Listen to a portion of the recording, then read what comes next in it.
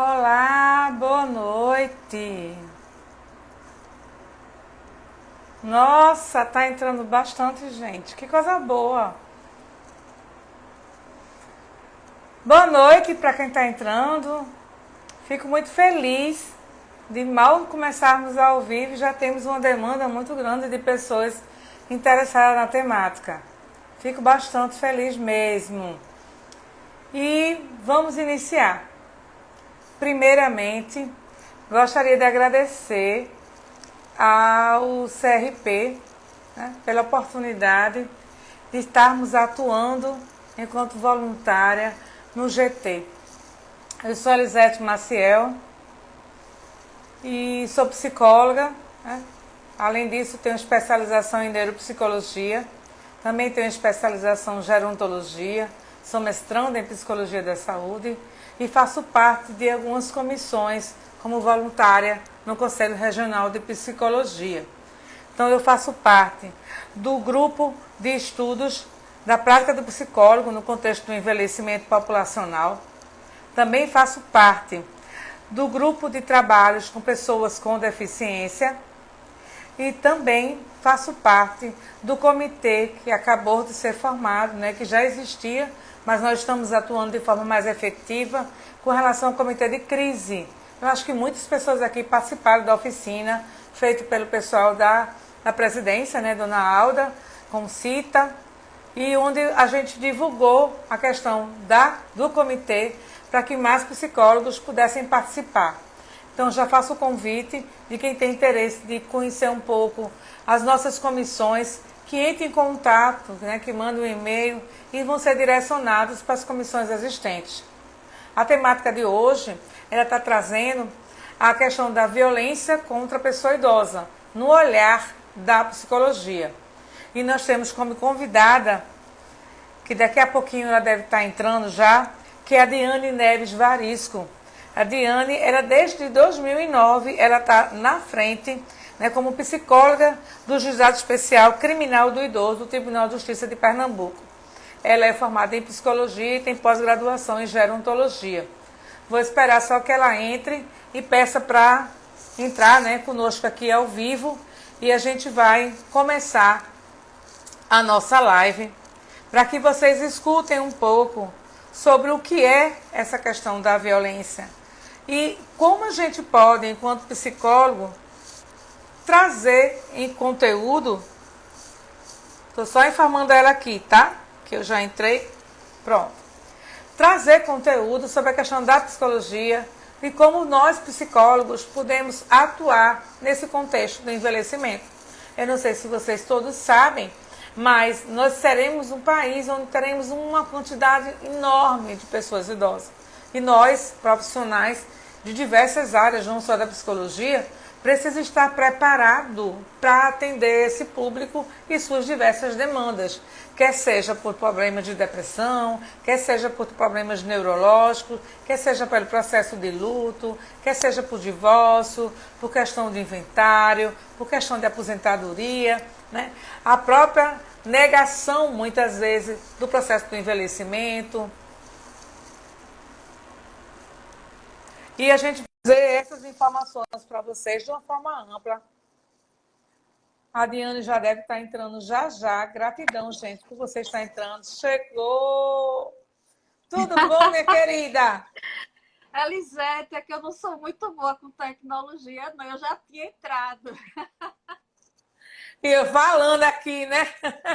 Eu já tinha dado tchau com a mãozinha. Oh, meu Deus!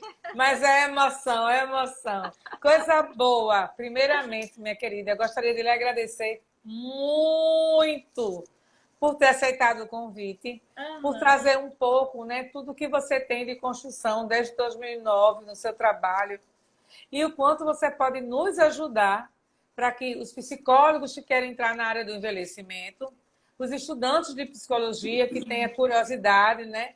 Porque muitas vezes a gente vê a psicologia só enquanto clínica criança, é preciso a gente ampliar esse debate, né, para a possibilidade também para a pessoa idosa. E aí eu vou ficar aqui anotando as perguntas que tiver, ficar aqui lhe ouvindo prazerosamente e vou deixar você assim, ó, livre, bem à vontade. Traga para a gente tudo o que você puder para que a gente melhore esse olhar, esse contexto da população idosa. Não é só o idoso propriamente dito, mas a gente tem que pensar no autista que vai envelhecer, né? Que muita gente não pensa no autista, né? Isso. E a gente vai ver o que você tem para aprender. Eu quero aprender contigo agora. Beijo, minha querida. Vamos embora. Mas não me deixe sozinha, não, viu? Porque senão eu começo a falar e não paro. Fique tranquila. Estou aqui já anotando. Eu queria só contar um pouco da minha história, porque eu sempre fui da psicologia clínica, né? Trabalhei muito tempo Sim. com dependentes de drogas. A presidenta do nosso conselho foi minha supervisora. Já estou entregando a idade. Já está colocando Alda no começo aqui, né? Alda, um beijão. Você foi muito importante na minha carreira Sim. profissional. Então, eu comecei trabalhando com dependentes de drogas e por volta de 2006, mais ou menos, eu fiz a especialização em gerontologia, né? Na Faciri. E passei no concurso público e fui trabalhar na prefeitura, fui trabalhar numa ILPI chamada Ieda Lucena. Não sei se vocês já ouviram falar. É para Sim. pessoas idosas em situação de rua. O meu sofrimento foi tamanho que eu pedi exoneração. Era um trabalho bastante difícil, mas imagino que mais difícil ainda é viver numa ILPI, né? Mesmo com todo o esforço da equipe, tudo é bastante sofrido. E eu realmente chegou no limite e eu não consegui. A gente tem que saber aceitar, né, os limites da gente. Sim. Depois passei em outro concurso da assistência social, fui trabalhar no CRAS e acompanhava também os grupos de convivência de idosos, né? Eu digo acompanhava porque eles se formam sozinhos, não precisam de colaboração assim profissional, né? São os próprios idosos que fazem tudo, esses encontros. E aí veio isso tudo trabalhando no consultório e com dependentes de drogas, e aí veio o concurso do tribunal, que eu passei em 2000, acho que eu fui do concurso de 2007, mas só entrei em 2009. Fui lotada na vara da mulher e pedi, pelo amor de Deus, para me levarem para o juizado do idoso, né? Porque eu queria trabalhar com idosos. Então, aí começou minha história, né, com essa questão de crimes contra pessoas idosas, né? O Juizado do Idoso, ele foi inaugurado em 2006. Estava fazendo as contas, ele fez, né, aliás, 16 anos. E eu entrei lá em 2009, 3 meses depois, e não havia o núcleo de apoio psicossocial. A gente tinha outros profissionais que trabalhavam lá na promotoria, que uma delas é Natália, né? Que é um profissional maravilhosa. Se ela estiver vendo, um beijo. Natália era psicóloga da promotoria. A gente tinha outra psicóloga, Sandra Jucá, que era do CIAP, parece. Era de penas alternativas, eu não lembro a sigla. E aí eu entrei, depois de 4 meses, chegou a minha colega assistente social, Ana Lúcia, que também é do Ministério Público. Então, eu contei um pouquinho dessa história, porque a maioria que estão ouvindo devem ser da nossa área, né, de psicologia. Sim, sim. E eu trouxe isso porque é importante. Porque mesmo no judiciário, a base clínica é muito importante para a gente, porque a cada pessoa idosa que vem, ou as partes que compõem o processo lá do juizado, a gente vai se deparar com pessoas de diferentes personalidades, às vezes com transtornos de personalidade, com outros transtornos mentais, né? Uso de álcool e outras drogas, transtornos de humor. E esses transtornos, a gente sempre vê que o perfil dos autores do fato, que é como a gente chama as pessoas que cometem agressão contra pessoas idosas, geralmente tem algum tipo de transtorno, né? Existe uma porcentagem alta aí, principalmente com o uso de álcool e drogas. E o idoso mais vulnerável é também aquele idoso que possui algum tipo de transtorno. Então, assim, a base clínica é muito importante para a psicologia jurídica, né?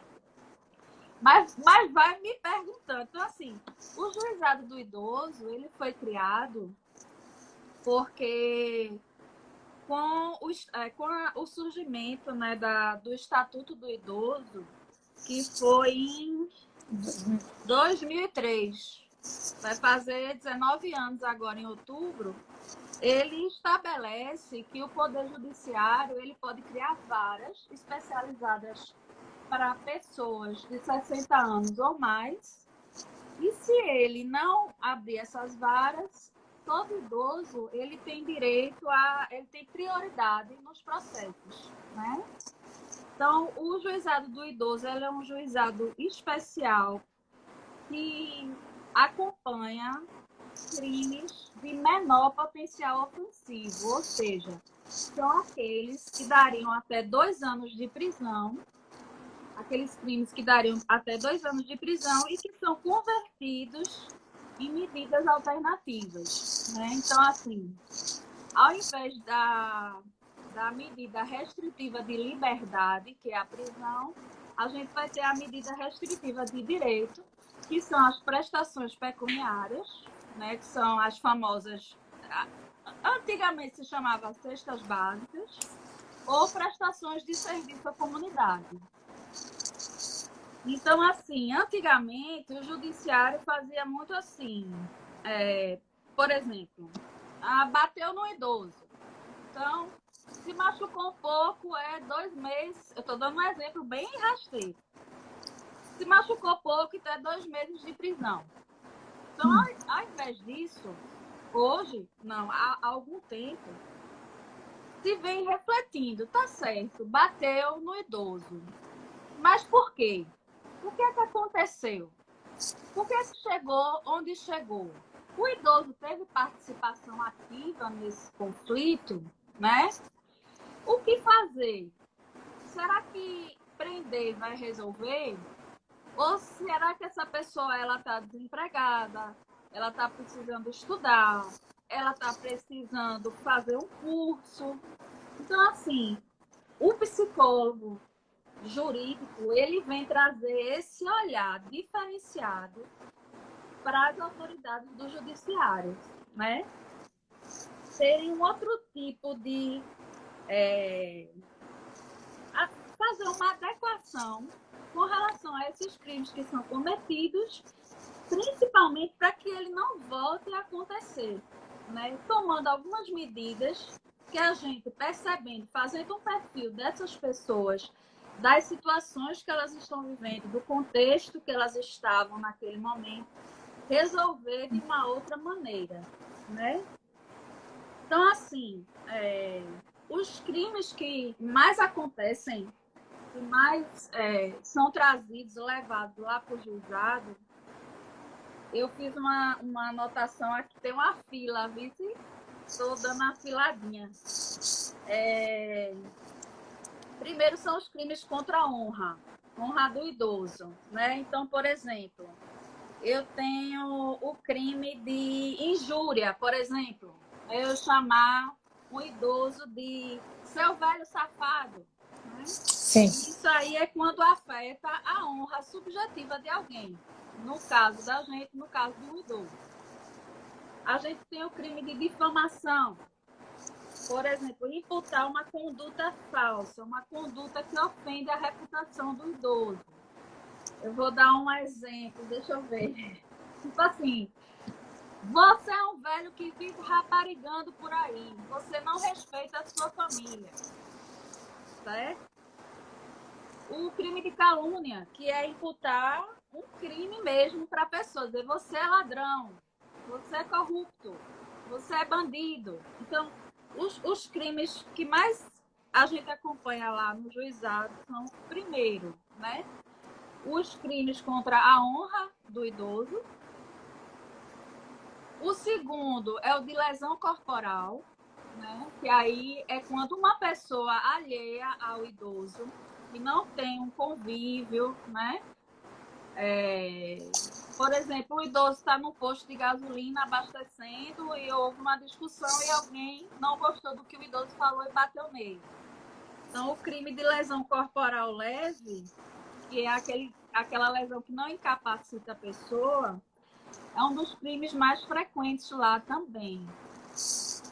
Eu queria fazer uma diferenciação aqui, que é, por exemplo, quando um dos crimes que a gente mais escuta falar e que é motivo da data de hoje, né, da violência contra a pessoa idosa, é o crime de maus tratos a idoso. Então, a gente só pode classificar que há o crime de maus tratos quando existe uma relação de expectativa de confiança entre o idoso e essa segunda pessoa. Deixa eu dar um exemplo. O crime de maus tratos ele só pode acontecer com aquela pessoa que deveria, por obrigação moral ou por ser um cuidador contratado, cuidar do idoso e não faz. Então, essa tapa que o idoso levou lá no posto de gasolina por um estranho, ele fica como lesão corporal leve. Mas uma tapa que um filho dá no idoso, um filho onde existe uma relação, uma expectativa de confiança de que aquele filho vai cuidar daquele idoso, ele é considerado crime de maus tratos porque é violência, agressão física, que está dentro do crime de maus tratos. Acho que eu me antecipei aqui em algumas coisas, mas tá dando para entender? Sim, só me tira uma dúvida. Quando você fala da lesão corporal leve, tá? Isso. E aí você trouxe agora a questão dos maus tratos. Isso. Eu já trabalhei em home care, atuo na área do envelhecimento, né? E quando acontece de um cuidador, ou formal ou informal, não sei se todo mundo sabe o que significa, Isso. mas aquele cuidador formal é aquele profissional, um cuidador habilitado, que fez um curso, e aquele cuidador informal normalmente é o familiar ou um parente mais próximo. Quando acontece de você for fazer uma transferência daquela pessoa idosa da cama para a cadeira, ou trocar o decúbito dele na cama, e acontecer de quando você pegar de forma mais forte, e aí fazer uma pequena luxação, aquela manchinha roxeada, certo? Isso é uma coisa.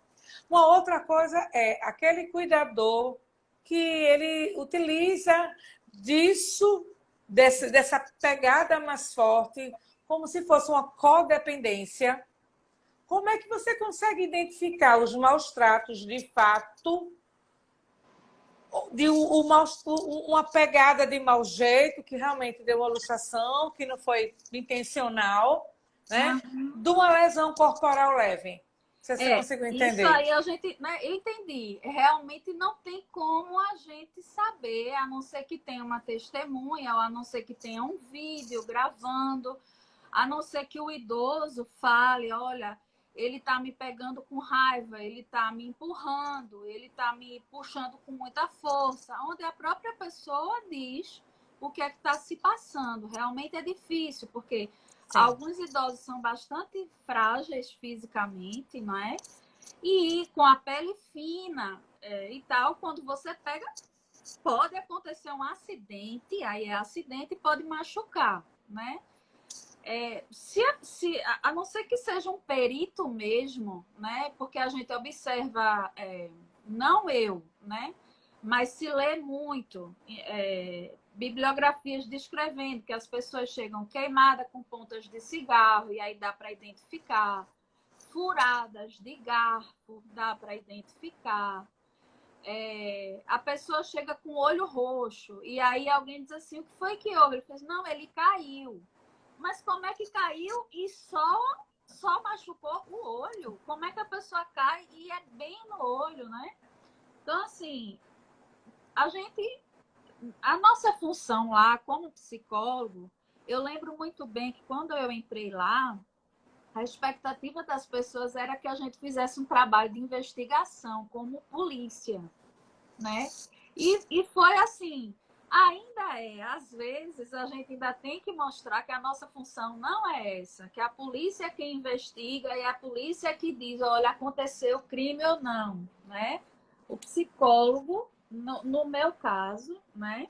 Ele está lá mais para ver todo o contexto em que aconteceu esse suposto crime, né? Escutar todas as partes, porque às vezes você só escutando um lado, você fica impressionado. Nossa, acredito mesmo que foi isso. Aí quando você escuta o outro lado, assim, meu Deus, Sim. como é que eu pude acreditar? Né? É porque assim, as pessoas são muito artistas, né? E até o próprio idoso, às vezes, quando ele está chateado ou com raiva e quer prejudicar alguém, ele também faz falsas denúncias, né? E a gente, o meu trabalho, por exemplo, a gente faz entrevistas individuais, a gente faz atendimentos de escuta à família, a gente faz visitas domiciliares. Então, além de ir na casa mesmo do idoso para verificar como é que ele vive, quais são as condições de higiene, de alimentação, se ele está organizado, os remédios dele, se ele está limpo, se a roupa, se ele ganha um salário de 10 mil e anda com a roupa rasgada. A Sim. gente escuta os vizinhos também. Olha, vocês escutam alguma coisa, né, que leva a crer que essa pessoa está sendo mal cuidada? A gente tem conversas com a parte de saúde, os médicos, os agentes de saúde, os enfermeiros que acompanham essas pessoas no território, né? É um trabalho massa, Elisete. É muito bom, assim. Ô, Muito interessante. ô, ô, ô Oi, Diane, oi. só eu gostaria de, assim, só algumas coisas, e antes disso, assim, agradecer. Tem muita gente entrando, tá? Então, assim, boa noite para todo mundo, quem está entrando. O tema que a gente está trazendo hoje é a violência contra a pessoa idosa, um desafio da psicologia. Agradecer a presença da nossa conselheira Adriana Miranda, que está aqui nos prestigiando, e a todos os profissionais também que estão aqui. Quando você me traz todo esse trajeto que você fez agora, de que você vai e faz uma entrevista, né, uma anamnese, pega um histórico, vai até a casa, faz uma visita. Quando a gente fala, não sei se todo mundo aqui, gente, podem ficar à vontade para fazer perguntas que eu estou aqui, tá? Quando você fala assim, a gente pensa em psicologia jurídica, é como se a pessoa pensasse que você é investigador, tipo aquela série Você Sai, e que você vai ser só cuidar das leis, né? A lei tal. E o que você está trazendo agora para a gente, pelo menos dentro do que a gente tem de perspectiva, você está trazendo muitas informações de uma prática clínica. Isso. Onde você faz uma escuta, onde você faz um acolhimento, onde você faz uma investigação no sentido de olhar esse idoso como um ser humano, como um sujeito, né? Não é só esse idoso perante as leis de uma lesão, se é grave, se é leve, como é que está, mas nessa construção desse sujeito, né? O que ele foi antigamente, como é que ele construiu a vida dele até chegar à velhice. É isso que eu estou entendendo. E, assim, clareando essa ideia de que muita gente tem, né, que a psicologia ela é só clínica. Não, ela é muito mais do que isso, desde que a gente consiga compreender o universo da psicologia, da construção do ser humano, independente do envelhecimento, né? Porque esse idoso que você cuida, ele já foi um jovem, foi uma criança, né? E aí, traga isso aí para mim, que eu tô... Tem muita gente aqui elogiando, Elisete, achando super legal, viu? Você tinha até me feito essa pergunta, assim, qual dos casos você lembra mais, né? Sim, E tem sim. uma coisa assim que ficou emblemático Aquele para caso mim. que mais lhe marcou. Quando você falou agora do que o idoso foi, né? Do passado. Sim. Eu atendi um idoso muito frágil que teve câncer de laringe. Então, ele tinha feito aquela... Como é que se chama? Colocou um...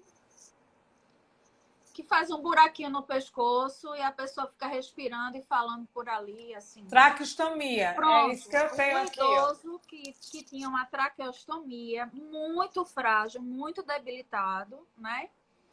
E ele prestou uma queixa contra os filhos. Eram 3 filhos, né? Uma mulher e 2 homens. Então, assim, a mulher, ele prestou queixa dizendo que ela tinha abandonado e tinha ido morar em outra casa. O outro filho, ele dizia que era usuário de crack, e era, né? Pegava o dinheiro, ia no dia certo que ele ia receber o dinheiro, pegava o dinheiro dele, roubava todo. E o terceiro filho, que tinha esquizofrenia, e toda vez que ia lá, havia uma discussão verbal. Alguns empurrões, né? E aí a gente foi ver a história desse idoso. Quando você escuta o idoso, você faz assim, nossa senhora, que sofrimento, né? Ele era viúvo, passando por isso tudo, né? E aí eu fui chamar essas pessoas para conversar. Esses 3 filhos e a cunhada dele, que é a irmã da falecida esposa. E a primeira coisa que eu escuto é assim, olha, esse homem que hoje é idoso e que hoje é vítima, quando jovem, ele era agressor. Ele batia em todos na casa, menos na filha mulher. Ele começou agredindo a esposa e agredia violentamente esses 2 filhos homens, a ponto de o filho que tinha diagnóstico de esquizofrenia, ele deu um soco tão grande nesse filho, aos 4 anos de idade, que quebrou os dentes da frente dessa criança. E essa criança foi levada ao dentista e teve que dizer que foi uma queda, né? Que quebrou os dentes numa queda, jogando futebol, caiu de boca e quebrou. E esse que era usuário de crack, eles passaram por tudo isso e quando foram virando adolescentes, foram se revoltando, cresceram e começaram a reagir, né? E foi onde começou tudo assim, a esposa faleceu e aí as coisas só fizeram piorar. Então, isso é um caso que eu lembro muito, assim, é muito comovente, né, você escutar a história. E aí você diz assim, bom, então agora ele está pagando pelo que fez, né? Ou ele merece? Não, nada disso, né? Ele cometeu um crime contra a família dele, vários crimes a vida inteira. Mas isso não justifica a violência que os filhos estavam cometendo atualmente contra ele, né? Então, assim, foi um processo que não ficou lá no juizado porque o crime excedia esses 2 anos que eu te falei. Ele não era só um crime de maus tratos a idoso, ele tinha outra tipificação, que aí só um advogado saberia falar, né?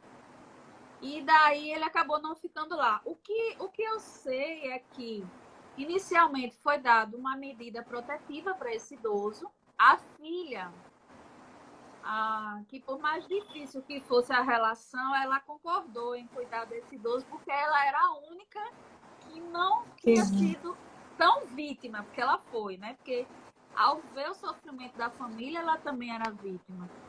E muitas vezes a pessoa se sente culpada, né? Peraí, aconteceu com todo mundo, menos comigo, né? Por que eu não? Né? E você até se cobra. Por que eu não fui maltratada? Que espécie de privilégio eu tive em relação aos meus irmãos e à minha própria mãe, que ele não me machucava. Então, isso também traz muita culpa, né? Então, assim, isso foi um caso emblemático, onde a gente fica, por um lado, pensando em toda a história, que é o que você estava falando, quando o psicólogo ele vai conversar com alguém, ele vai ver esse histórico, quanto o que vai acontecer depois para que fique melhor para todo mundo, porque o psicólogo ele não está ali para punir, para Sim, sim. condenar e punir. Olha, já que você fez isso bem feito, tomara que o juiz mande lhe prender ou qualquer coisa, né? Não, a gente tá ali para ver assim, reduzir ao máximo, né? Tudo que está acontecendo de ruim, tentar que não volte a se repetir, né? E entender que todos ali têm uma história que a gente vai compreender, mas tudo também dentro do limite da lei, né? Sim, sim. E é um dos casos que eu me lembro bem disso, né? Quer É dizer, forte, né? resumindo, inicialmente, se você visse o idoso, você ia dizer, não, esses filhos são horríveis. Mas quando você começa a escutar os filhos, você compreende, não é que se justifique, mas você compreende toda aquela situação e tenta encaminhar a cada um, porque cada um é diferente, né? O usuário de crack ele foi encaminhado para tratamento, né, de dependência. O que tinha esquizofrenia, ele já realizava tratamento, mas aí foi combinado que ele iria morar com aquela tia, a irmã da mãe, né? E a filha conseguiu, porque como o que usava crack, ele fez da casa do idoso um ponto de droga, de uso de droga e de venda, ela disse que se ele saísse, ela poderia voltar e cuidar do pai. E aí foram as medidas aí legais que foram tomadas e eu fiquei sabendo da história até aí. Depois passou para uma vara, né? Que ótimo. A gente vê assim, o quanto a mudança que você traz do olhar desse sujeito, dessa pessoa, do qual está com aquele momento de sofrência, e a gente não sabe o que tem lá atrás para estar nesse tipo de sofrimento. A Marcela, ela pergunta com relação à questão de crimes de discriminação. O que você poderia trazer isso? Além disso, muita gente entrando, boa noite. E a gente tem aqui que registrar aqui com Cita Pereira, né, onde a nossa conselheira está aqui com a gente, participando também da live. E Selma, ela pergunta, como podemos denunciar a violência de uma pessoa idosa sem se identificar? Eita, agora tu tem que fazer uma pergunta de cada vez. Então, Marcela, crimes de discriminação, o que é que você consegue? A discriminação que ela fala é a questão do idadismo, é isso? De preconceito por A conta da pergunta dela idade. é falar um pouco a respeito dos crimes de discriminação. O idadismo seria um deles, né? Eu não sei se todo mundo aqui sabe o que é o idadismo, né? Mas exatamente isso, né? É você tratar de forma preconceituosa por conta da idade. É você achar que uma pessoa, por ter 70 anos, ela não sabe mais decidir o que quer fazer, ela não pode mais escolher. Alguém vai ter que cuidar do dinheiro dela e, enfim, não pode sair mais sozinha, etc. e tal. Então, assim, como eu não sou advogada, essa coisa do crime em si, de discriminação, não sei te responder. Vai ficar essa dúvida, eu posso depois dar meu e-mail, meu telefone e essa pessoa me ligar, eu procurar saber dos meus amigos e explicar para ela. Eu me comprometo. Mas eu ainda acho que a gente está trazendo aqui, gente, como Diane falou, como ela não é advogada, ela é psicóloga, ela está trazendo tudo no viés da psicologia. Isso. Se vocês observarem o caso que ela trouxe, esse caso que ela trouxe, ela não pensou só na questão jurídica, enquanto psicóloga jurídica de um tribunal, mas ela pensou na parte clínica, em compreender essa estrutura familiar, compreender o papel deste idoso nesse contexto que ele está hoje e as questões trazidas hoje, e aí ela vai buscando, ela vai resgatando algo que está lá atrás e que está coberto por hoje. Então, quando ela começa a fazer esse resgate anterior, ela consegue trazer uma história à tona, né, do qual não tinha sido presenciada agora, porque estava camuflada. E aí, quando essa história ela vem em contexto clínico, dentro da jurisdição, vem à tona, ela consegue entender determinados comportamentos que a família está tendo.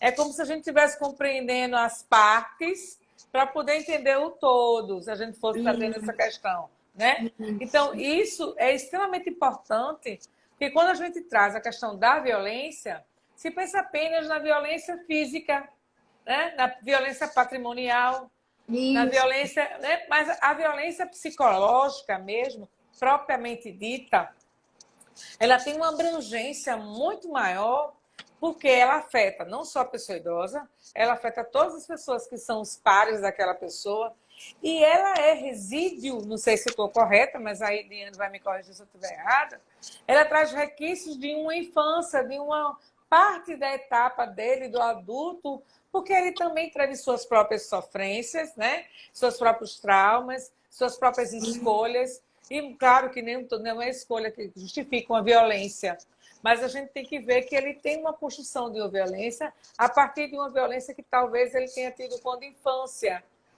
A coisa ela vai se abrindo, não é isso, Diane? Isso. Essa coisa que você falou dos tipos de agressão, né? O abuso psicológico, que às vezes a pessoa faz sem achar que está fazendo, está achando que está fazendo uma coisa boa. É infantilizar o idoso. Por exemplo, na ILPI que eu trabalhei, no dia da Páscoa, colocavam os idosos de coelhinho, com orelhinha, com os bigodes do coelho. Quer dizer, imagine hoje você, se alguém lhe vestisse dessa maneira. Como é que você ia se sentir? O idoso, ele se sente da mesma maneira. Né? Sim. Só que, por exemplo, nessa instituição, eles estavam meio que à margem a se submeter a algumas coisas, né?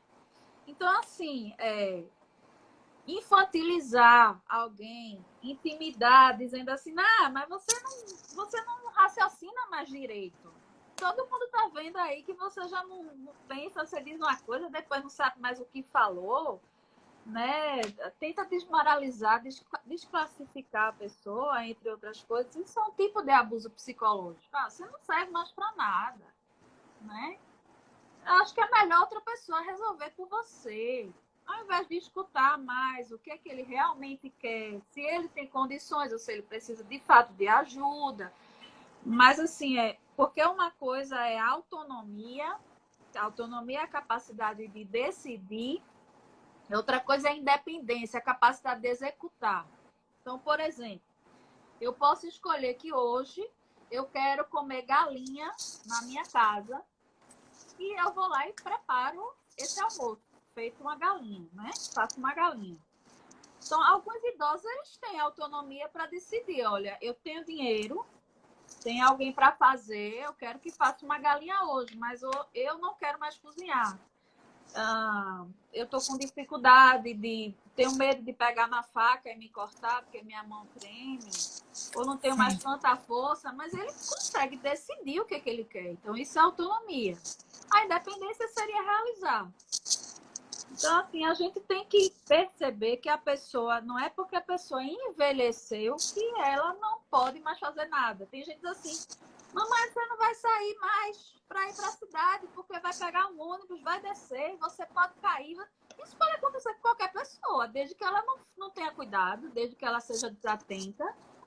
Porque senão uma pessoa com 40 anos que usa uma bengala, porque não tem um equilíbrio, ele não poderia ir no Recife fazer compras, alguém ia dizer para ele, você pode cair na calçada, mas o idoso, as pessoas têm esse cuidado extremo que acaba sendo uma agressão, né? Porque você acaba incapacitando alguém que não é incapaz, né?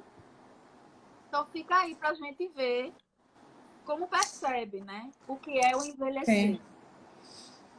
Qual foi a outra pergunta? Selma, ela pergunta se existe algum meio de fazer uma denúncia sem se identificar. Sim, o Disque 100. É o Disque Denúncia, qualquer pessoa pode fazer. É o Disque de Direitos Humanos, né? Que aí inclui também pessoas idosas. E no site do Ministério Público também tem a denúncia que você pode mandar um e-mail sem identificação. Agora sim, é importante que as pessoas entendam uma coisa. Por exemplo, agora na pandemia, a gente percebe que houve uma subnotificação, né, de crimes. Muitas coisas aconteceram, mas não foram levadas à delegacia ou à justiça por causa da pandemia. Então, deixou de ser notificado. Porém, outras vezes as pessoas notificam, mas não dão as informações necessárias. Você tem que dar o nome certo, o endereço certo, o contexto esclarecido. E assim, se você tiver achando que alguém está sendo mal cuidado ou maltratado, é importante averiguar realmente, não ir por impulso e fazer uma denúncia, porque às vezes acontece isso também, sabe, Elisete? A gente, quando vai conversar com um idoso, o idoso diz, não está acontecendo nada disso, eu não sei de onde tiraram. Eu lembro, por exemplo, de uma vez que fizeram uma denúncia anônima, né, dizendo que o idoso gritava muito, pedia socorro, etc. e tal, e provavelmente deve ter sido vizinhos, né? Quando eu cheguei lá, eu vi, era um idoso que tinha demência por conta da diabetes. Ele tinha ficado cego, tinha amputado as 2 pernas. Então, realmente, ele gritava, ele pedia socorro, mas por conta da demência, né? E por ser cego, a gente sabe que às vezes as pessoas ficam desconfiadas porque elas não estão vendo o que está acontecendo. Então, acham que alguém pode maltratar, bater, fazer qualquer coisa. Então, assim, se os vizinhos tivessem tentado conversar, perceber melhor a situação, talvez não tivesse havido a denúncia. Mas, assim, eu sou da linha que onde há fumaça, há fogo. Então, mesmo que a gente chegue lá para saber que a fumaça era um churrasco e não um incêndio, é melhor que a pessoa denuncie do que deixe para lá. Essa história de eu não vou me meter, não sei o quê, não façam isso. Se metam, né? Assim, dentro de uma coisa, né? Verdade. Mas, assim, é o Disque 100. Ou então, no site do Ministério Público, vocês vão encontrar lá um íconezinho, não sei dizer agora, mas eu posso deixar também meu telefone para poder dar essa informação, que as pessoas ligarem. Perfeito. Tem alguns comentários aqui, Nia, né? Tem a Psicom Pereira, que ela diz infantilizar e nos colocar numa ação, né, de que não podemos fazer quase nada. A gente sabe que algumas vezes, né, essa forma de querer infantilizar e achar que o idoso não pode fazer mais nada, isso aí é real. A gente sabe que isso acontece no dia a dia. A Serli, ela traz algumas coisas bem interessantes, quando ela diz assim, mas o lúdico em qualquer idade pode ter um efeito terapêutico. Jamais tirar a autonomia do idoso, mas acompanhá-lo à distância. Isso a gente sabe que também é extremamente verdadeiro.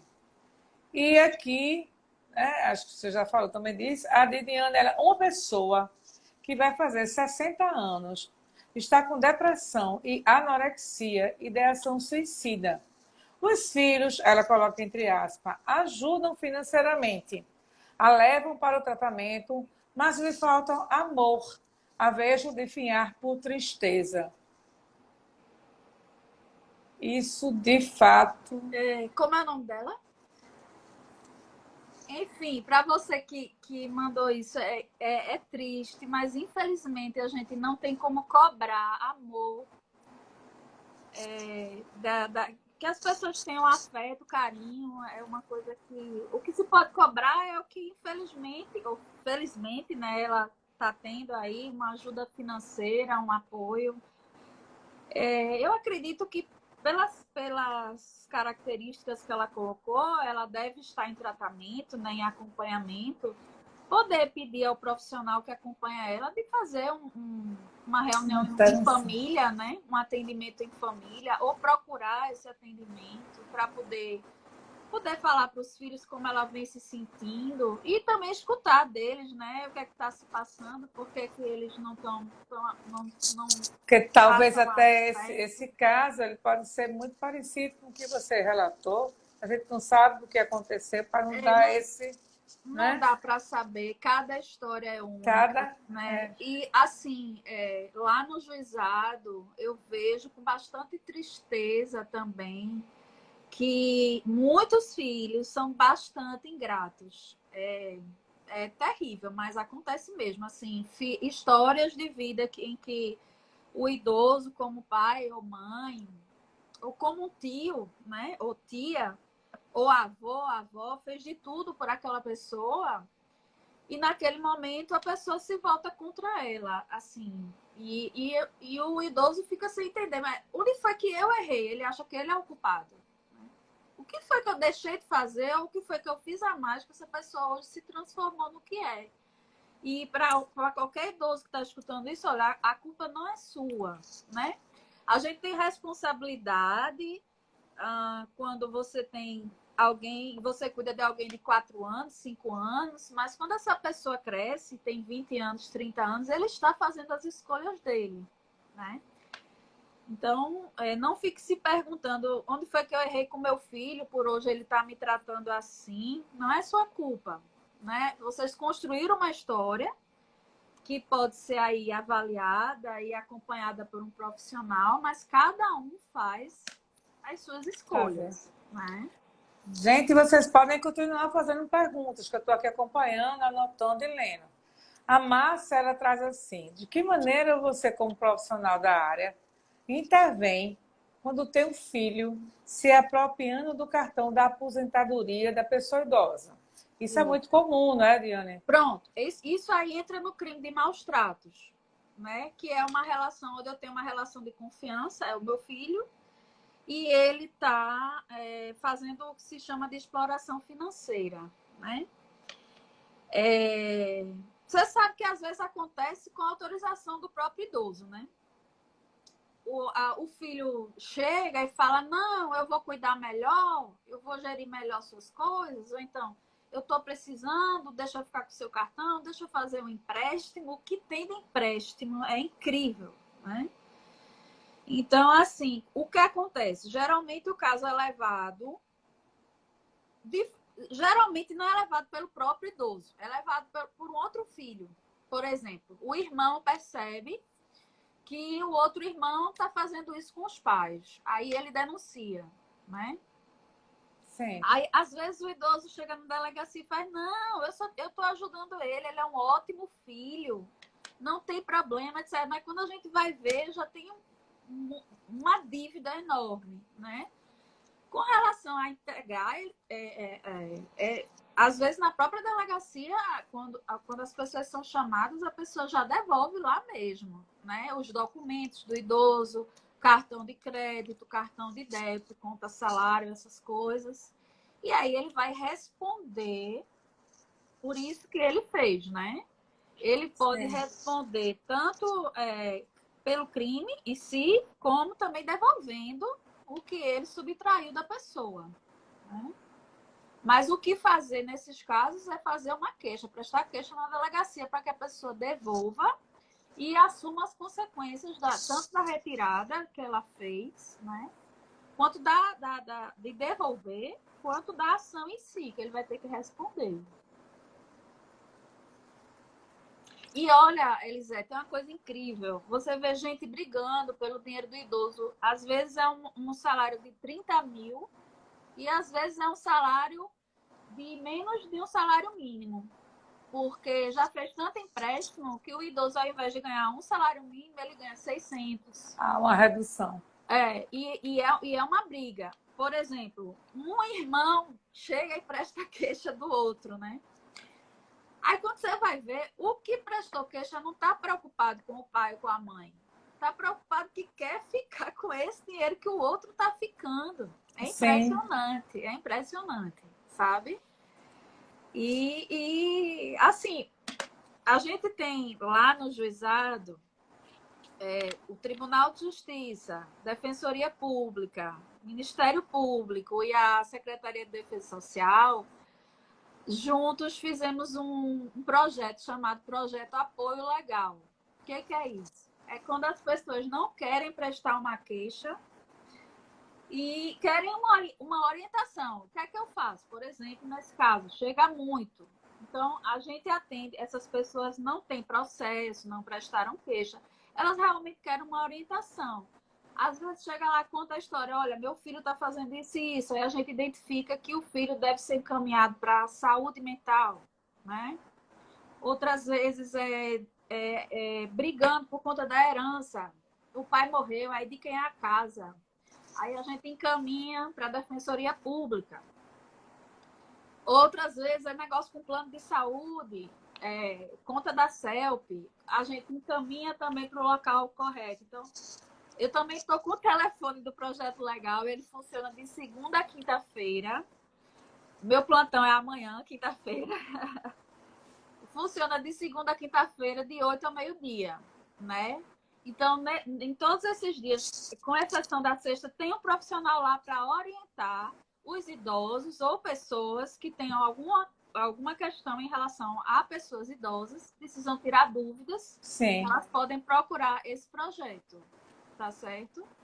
Inclusive, o Léo tinha pedido isso. É possível falar sobre o projeto Apoio Legal, onde todos os conflitos que envolvem pessoas idosas precisam ser resolvidos pela via processual criminal.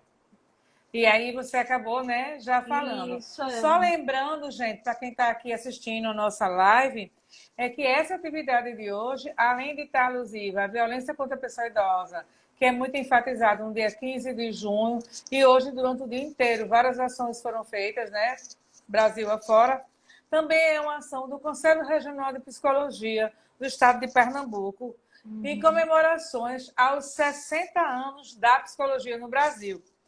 E aí vocês podem continuar acompanhando o site do CRP, acompanhando o Instagram do CRP, porque vai ter várias atividades e vai ter muita coisa boa durante esse projeto de 60 anos de comemoração da nossa psicologia. Então, é importante a gente acompanhar, por quê? Porque a gente vai ver do que aconteceu ao longo dos 60 anos de modificações, né, de mudanças na psicologia. Mas, Giane, tem mais algumas coisas aqui, bem rápida para você, tá? Tá. A Grazi, ela diz que a denúncia é importante.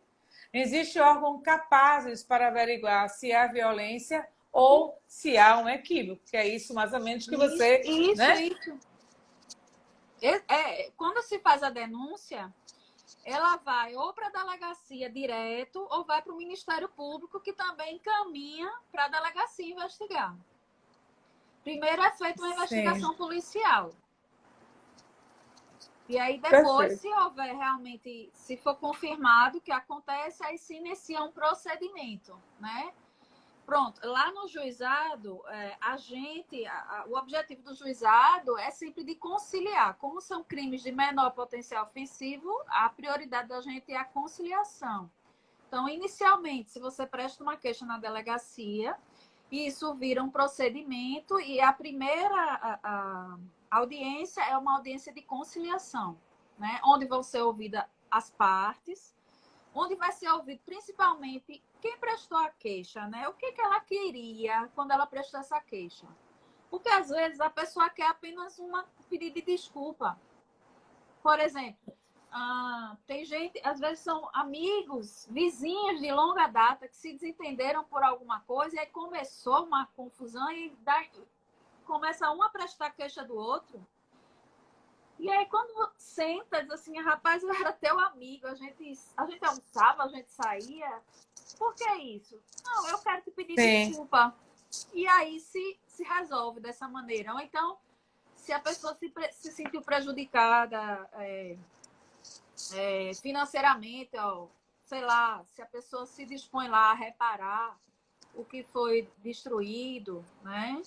Então, se escuta muito, o que você queria? Não, às vezes, olha, eu já atendi gente que diz assim, aliás, muitas vezes, doutor, eu só queria que a senhora desse um susto nele. Diga que ele vai ser preso, diga isso, diga aquilo, aí já sai dizendo o que é para eu dizer, né? Eu disse, olha, o trabalho da gente não é de dar susto, não. E outra, quem faz a denúncia, ela também tem que se comprometer, diz assim, olha, tem gente que vai no momento de raiva, presta queixa e depois não quer mais ir e não vai lá nem para dizer que não quer mais, porque a pessoa tem o direito de desistir, né? Resolveu de outro jeito, que bom, né? Então, assim, acontece isso. Eu queria só que ele levasse um susto. E a gente conversa. É interessante isso, né? Eu gostaria, assim, infelizmente a gente está quase no fizinho.